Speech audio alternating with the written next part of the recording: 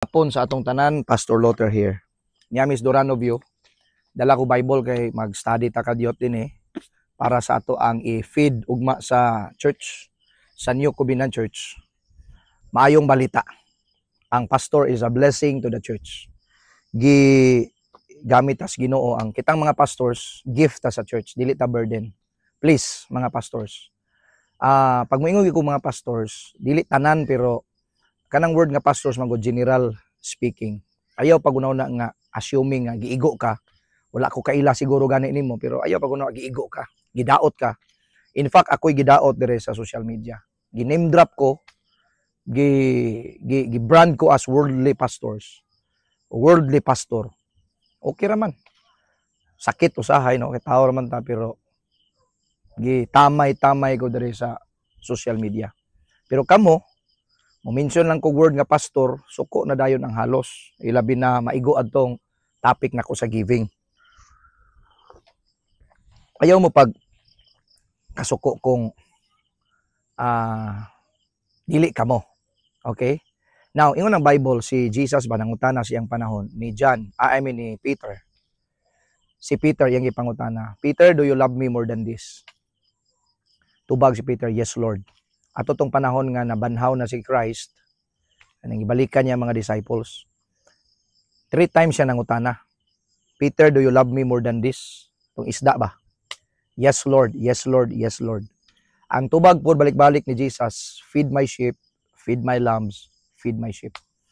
Kitang mga pastors as a realization that we love God in response of God loving us.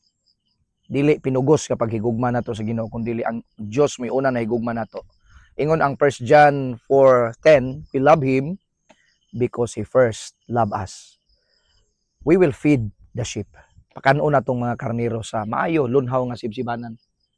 Pagkaon nga maayong balita, dili kasaba, dili pamugos, dili puwersahan, dili kabug-aton sa mga tao kay ang mga tao makigsunan Monday to Saturday.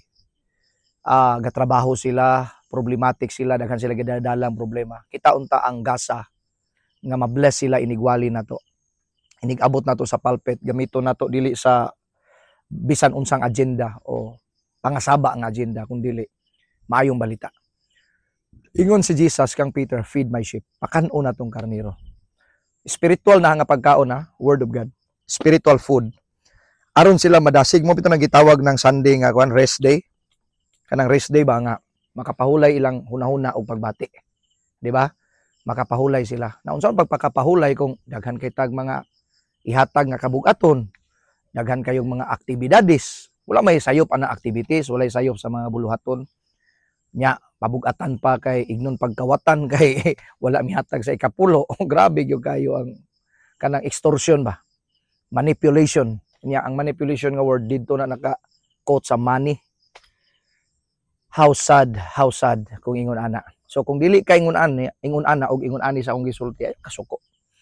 Magpasalamat ka nga sa Pastor Lothar gi-expose na ko ning mga dili maayo nga mga kanang gitawag bitaw fake nga leaders or fake nga shepherd. Dili na siya mao ang gigamit sa Ginoo. Ang gigamit sa Ginoo kadtong moatiman, mopangga sa karnero. Ang New Covenant Church dili man midaghan pero pinangga nako ning New Covenant Church, pinangga namo ni sila kay na may mga lapses ni sila, apil puntang pastors, natay mga kasaypanan pod pero di ta perfect. Pero let's love them by feeding the sheep, feeding the lambs. Mo na instruction sa Ginoo kang Peter. Og kita pod as a servant of God, as a minister of the gospel. Mao na tinuod nga feeding. Now, kung muhatag sila halad, ikapulo man. I'm not against ikapulo. In fact, I promote nga ang mga tao mohatag generosity, dili malmalon, dili i-threaten kanang maltreaten bitaw, gamitog i-treat bitaw ang mga tao. Kay gikan silang balay, giver ang mga tao, generous kay matakdan sa Ginoo, nag-andam na sila ihatag para sa buluhaton sa Ginoo to preach the gospel. Unsaon pod pag-preach kung kulang gasolina, kulang pagkaon ang pastor, kulang og, di ba? Materialis mo lang hinay ang growth sa ministry tungod kay wala kay ni support ang mga tao. Now, kanang mga tao, mo support gina sila basta makasabot sila nga asa paingnan ang kwarta. Ilabi na sa pagsangyaw sa maayong balita. Kanang tanan, giandaman na sa mga membro, nangandam sila sa balay. Nya pag-abot sa simbahan pananglitan, malmalo na to, sige na tong kasab-an, sige na tong ingnon nga ug di mo hatag kawatan, robbers, ana, imbes kay naslay joy mo hatag, the moment nga to silang gi-manipulate, nawala ilang joy sa paghatag. Mo ni ang purpose o punto ni pastor nga dili na to walaon ang joy nila sa paghatag. Ganahan na sila mo hatag. Muna mga kaigsunan, suportaran na to even sa social media, labi na inyong pastor na sa Facebook, suportaran ninyo.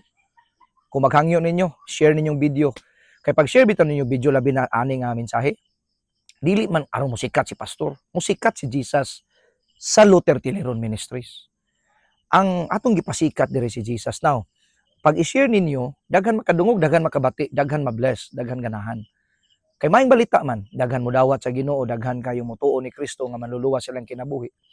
Unya ma-demote ang mga panapi. Kung mahimo, as we give the word of God as to feed the sheep of God, as a true servant of God or pastor or minister.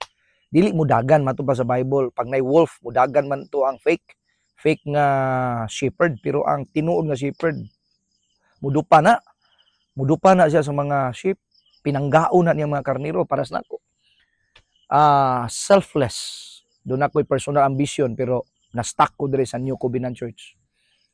Nami personal nga mga kuan ni pastora, nami gustong buhaton, pero nami gustong magbakasyon asa lakaw. Way mabilin, nami mabilin na imong wali, pero lahi gyud tong ikaw pastor, na ay pastor yun. Lahi gyud siya. Mga membro gani lahi gyud pastor, naa ka. Kay magbalantay ta kanang word nga magbalantay, gi-abuse po na soban, magbalantay sa karniro, ang himo, bantayan ang tanang lihok sa membro. Bantayan, bisan og nag-away ang membro, dili kay apilon, muapil yung pastor, ayaw. Ang word nga magbalantay, magbantay ka sa mga doktrina, magbantay ka sa mga pagtulunan nga nangabot karon, kamao ka dapat sa Bible. Mo counterfeit sa mga dili maayo. Now, balik ta, di na to pwersahon ang church. Pinangga na sila sa Ginoo, gipakamatyan na ni Kristo, giulaan sa dugo ni Kristo niya. Kita na noon nga mga kuan as if we are lording over the sheep. No, Jesus Christ is Lord over the sheep. Dili kita ang Lord.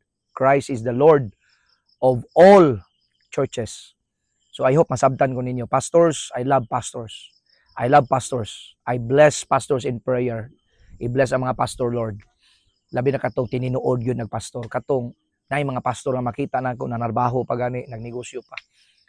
Pastilan, dili lalim biyan ng pastor, mga kaigsunan. Unya, ang uban, nagpayahay lang, nagpakuangkuan lang dito. Pastilan. Muna nga, kita mga pastors, I love you all, pastors. Kita ang gipadala sa Ginoo, gitawag sa Ginoo to feed the sheep of God. So, kana lang mga kaigsunan, walay puwersahan ang New Covenant believers, mag-enjoy ta sa grasya sa Ginoo, mag-enjoy ta sa finished work ni Christ. Tugtan na to mga tao, muhatag nga malipayon, tugtan na to mga tao nga wala nakabak sa 10%. Ayaw na to hadlukon. O pastor, gikuhaan man nimo ang malakyas nga message, gikuha man nimo, wala gikuha, naara na diha.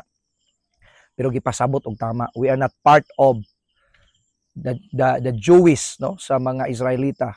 Katong 12 tribes, sila ang maghatag dito 10%.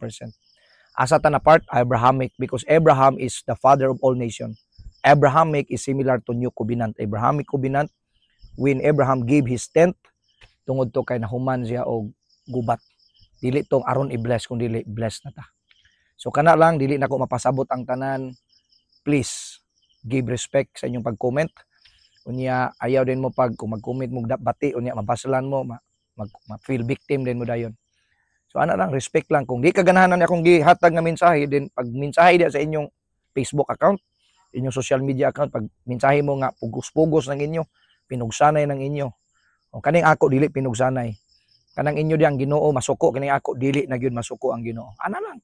Then respetuon ta mo, di ta mo komentuhan dito bati. So kana lang mga kaigsunan, God bless, Pastor Luther, love you all.